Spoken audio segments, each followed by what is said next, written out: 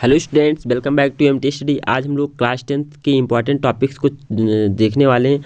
अब 15 डेज बचे हैं, जो 15 डेज की स्ट्रेटजी क्या होनी चाहिए हमारे, जिससे हिंदी में 70 आउट ऑफ 70 मार्क्स हम ऑब्टेन कर पाएँ। हिंदी बहुत ही इंपॉर्टेंट सब्जेक्ट है, इसमें पास होना बहुत ही ज़रूरी है और इसमें हम आपको 70 में 70 नंबर दिलाने की कोशिश करेंगे। तो आइए वीडियो को स्टार्ट करते हैं। अगर हमारी पूरी स्ट्रेटजी आप समझ लेते हैं तो आपके 70 में 70 नंबर कहीं नहीं जाने वाले हैं। तो ये वीडियो अपने दोस्तों के साथ शेयर कर दीजिए। चैनल फर्स्ट टाइम विजिट करें तो चैनल को सब्सक्राइब कर लीजिए। आइए हम क्वेश्चंस को स्टार्ट करते हैं। जैसे कि थंबनेल में मैंने पहले ही बता दिया है, एक ही वीडियो में 70 में 70 पाएँ फुल स्ट्रेटजी के साथ। टॉपर्स जो होते हैं वो ऐसे ही सोचते हैं अंतिम 15 दिनों में क्या करें हम, जिससे कि फुल 70 आउट ऑफ 70 मिल जाए मुझे। तो स्टार्ट करते हैं हम लोग। गद्यांश, पहला आपके 6 नंबर का गद्यांश आता है। गद्यांश में आपको ज़्यादा कुछ नहीं देखना है, बस मित्रता, ममता और भारतीय। एक एक बार पढ़ लीजिए आप गद्यांश को। मित्रता, ममता और भारतीय, इन तीनों को पढ़ लीजिए। जो मित्रता के राइटर हैं रामचंद्र शुक्ल हैं, ममता के जयशंकर प्रसाद, भारतीय संस्कृति के राजेंद्र प्रसाद जी हैं। अगर आप तीनों टॉपिक पढ़ लेते हैं तो यहाँ से संदर्भ तो आप इजीली बना ले जाएंगे और ये तीनों पहचानने में बहुत आसानी से पहचान में भी आ जाते हैं। और ये तीनों से ही मोस्टली हर साल एग्जाम में पूछ लिया जाता है, तो आपको ज़्यादा दिमाग लगाने की ज़रूरत नहीं है। बस आप डायरेक्ट इन्हीं तीनों लोगों पर आइए और अपना 6 नंबर पक्का कर लीजिए। तो आइए हम लोग नेक्स्ट स्टार्ट करते हैं। यहाँ से 3 तरीके से क्वेश्चन पूछा जाता है। संदर्भ 2 नंबर का, रेखांकित अंश की व्याख्या पूछी जाती है 2 नंबर का, एक प्रश्न गद्य में से रिलेटेड होता है वो भी 2 नंबर का होता है। बहुत ही इजी क्वेश्चन होते हैं, तो आप यहाँ से 6 नंबर अपना बोनस कर सकते हैं। आप इस नंबर को छोड़ नहीं सकते हैं। अगर आप इस तरह से मार्क्स छोड़ेंगे तो आप अच्छे मार्क्स फाइनल एग्जाम में नहीं ला पाएंगे, क्योंकि इंग्लिश और हिंदी ये बैकअप होते हैं आपके। अच्छे मार्क्स यहाँ से आप प्राप्त कर सकते हैं। अगर इन दोनों में अच्छे मार्क्स लेकर आ जाते हैं तो आपका फाइनल मेरिट में अच्छे नंबर आ जाते हैं। आइए, चूँकि इसमें फिक्स्ड होता है कि इतना ही आना है। आइए हम आते हैं पद्यांश पे। पद्यांश पे ये भी 6 मार्क्स का होता है। पद्यांश भी 6 मार्क्स का ही होता है। इनमें से हमने 3-4 टॉपिक सर्च किए, 3-4 चैप्टर जो हर बार एग्जाम में पूछ ले जाते हैं। जिससे पहला टॉपिक है हमारा सूरदास, दूसरा तुलसीदास, रामनरेश त्रिपाठी, माखनलाल चतुर्वेदी। इन्हीं चारों लोगों से आपका हर बार पेपर में बन जाते हैं क्वेश्चन। यही 4 पद्यांश दिए जाते हैं चारों से। सूरदास का तो इजली पकड़ में आ जाता है, तुलसीदास का भी, साथ साथ रमेश त्रिपाठी, तो माखनलाल चतुर्वेदी का भी बहुत आसानी से समझ में आ जाता है कि माखनलाल चतुर्वेदी जी इसके राइटर हैं। तो संदर्भ लिखना बहुत ही आसान है। और एक प्रश्न आता है और एक अलंकार पूछा जाता है। मतलब ये रेखांकित, जो यहाँ पर कुछ अंक रेखांकित किए जाएंगे, जिससे आपसे पूछा जाएगा कि इसका अलंकार बताइए। नेक्स्ट क्वेश्चन है आपका संस्कृत गद्यांश। यहाँ भी 5 मार्क्स आपको संस्कृत गद्यांश से मिलने वाले हैं। संस्कृत गद्यांश में मैंने 3 टॉपिक सिलेक्ट किए, एक वाराणसी, दूसरा भारतीय संस्कृत, तीसरा देशभक्त चंद्रशेखरा। बस ये तीनों टॉपिक से ही आपके संस्कृत गद्यांश में क्वेश्चन आएंगे, जिनमें भी 2 क्वेश्चन पूछे जाते हैं। एक तो हिंदी में अनुवाद करना होता है, दूसरा संदर्भ लिखना होता है।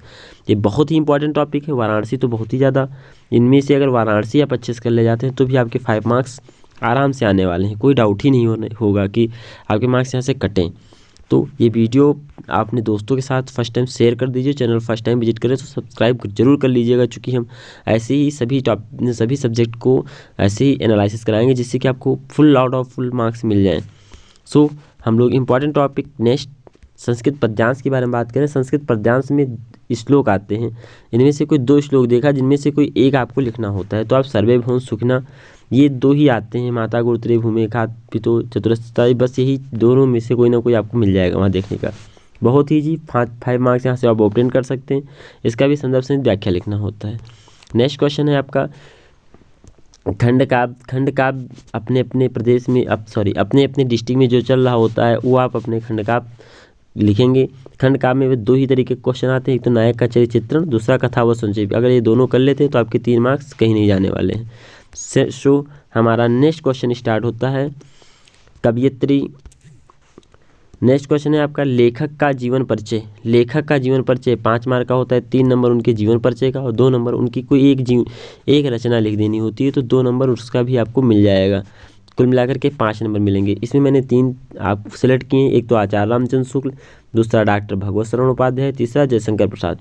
अगर आप इन तीनों लोगों को अच्छे से प्रिपेयर कर लेते हैं, इनकी एक रचना प्रिपेयर कर लेते हैं, तो 5 नंबर आपको मिल जाएंगे, कहीं जाने वाले ही नहीं है। ये फ्री के नंबर हिंदी के होते हैं। अगर आप चाहें तो 70 आउट ऑफ 70 लाएँ, चाहें तो आप ना लाएँ, आपके ऊपर डिपेंड करता है कि आप कितना प्रिपेयर करते हैं। नेक्स्ट है आपका कवि का जीवन परिचय। कवि का जीवन परिचय भी 5 मार्क्स का ही आता है। इसमें से गोस्वामी तुलसीदास, सुमित्रानंद पंत, महादेव वर्मा तीनों बहुत ही इंपॉर्टेंट है। अगर आप इन तीनों को कर लेते हैं तो उनमें से कोई ना कोई एक न एक इसमें से आ ही जाना है। और इसमें भी 3 नंबर आपके जो होते हैं इनके जीवन परिचय के, 2 नंबर आपके लिखने एक रचना लिखने का दिया जाता है। इस गोस्वामी तुलसीदास मान लीजिए आपको जीवन परिचय नहीं आ रहा है तो आप उनसे रिलेटेड भी आप लिखते जाएं तभी आपको नंबर यहाँ पर मिल जाते हैं। नेक्स्ट क्वेश्चन है आपका, एक श्लोक लिखना होता है। एक श्लोक यहाँ पर आप कोई भी लिख दीजिएगा जो कि आपके बोर्ड पेपर में ना आया हो। तो आप 3 श्लोक याद करिएगा जिसमें से 2 आ जाएंगे और एक नहीं आएगा तो उसको आप लिख दीजिएगा। ये बहुत ही ईजी है। संस्कृत में आपसे 2 प्रश्न पूछे जाते हैं तो इनमें से मैंने 4 प्रश्न लिए हर बार उठाकर मैंने प्रीवियस ईयर देखा है तो ये चारों क्वेश्चन बार बार रिपीटेड हो रहे हैं। वीर केन पूज्यते पदेन बिना कीदूरम अति चंद्रशेखरा कहासीत अस्माकम संस्कृता कीदृशा वर्तते। इतने ही क्वेश्चन चारों में से 1-2 आपके फंस जाने हैं। 4 ही आप लर्न करिएगा, 4 में से 2 आ जाएंगे। यहाँ से 2 मार्क्स आप फ्री का ले सकते हैं। अब आप आते हैं मेन टॉपिक निबंध पे, जो कि 9 नंबर का आता है। निबंध में आप पर्यावरण प्रदूषण, आतंकवाद, जनसंख्या विस्फोट, बस 3 पर अच्छे से प्रिपेयर कर लीजिए। आपकी 70 आउट ऑफ 70 मार्क्स कहीं नहीं जाने वाले। 9 नंबर यहाँ से मिल जाएंगे, फाइनली आपके 70 आउट ऑफ 70 मिल जाएंगे और 20 मार्क्स आपके मार्क के आएंगे। तो मैं भी उसका उपाय बता रहा हूँ क्या किया जाएगा उसका नंबर पाने के लिए। तो यहाँ पर जैसे पर्यावरण प्रदूषण का लिखना है तो पहले आप डिटेल में प्रस्तावना लिखेंगे। प्रस्तावना लिखने के बाद कितने प्रकार के होते हैं, फिर उसके प्रकार का वर्णन करेंगे। फिर लास्ट में आप लिखेंगे उपसंहार और फिर पूरा डिटेल्स में पूरा लिखेंगे स्टेप वाइज। ज़्यादा से ज़्यादा हेडिंग बनाएंगे। जितने ज़्यादा आप हेडिंग बनाएंगे उतना बढ़िया दिखने में लगेगा, फिर आपको उतने ज़्यादा मार्क्स मिलेगा। कम से कम 250-300 वर्ड तो लिखने ही लिखने हैं। तो इस तरह से 20 मार्क्स MCQ के लिए हम इसी वीडियो के डिस्क्रिप्शन में लिंक दे देंगे, जहां पर आप जाकर के एक वीडियो देख लीजिएगा, ज़्यादा 10-15 मिनट का होगा। वहां से आपके 20 आउट ऑफ 20 MCQ क्वेश्चन भी कवर हो जाएंगे। फिर आपके 70 आउट ऑफ 70 नंबर लाने में कोई नहीं रोक सकता है। अगर आप हमारे जैसे मैंने बताया है वैसे आप अगर मेहनत करेंगे तो आपके 70 आउट ऑफ 70 मार्क्स आ जाएंगे। वीडियो कैसा लगा अपने दोस्तों के साथ शेयर कर दीजिए। चैनल फर्स्ट टाइम विजिट करें तो चैनल को सब्सक्राइब कर लीजिए। Thank you.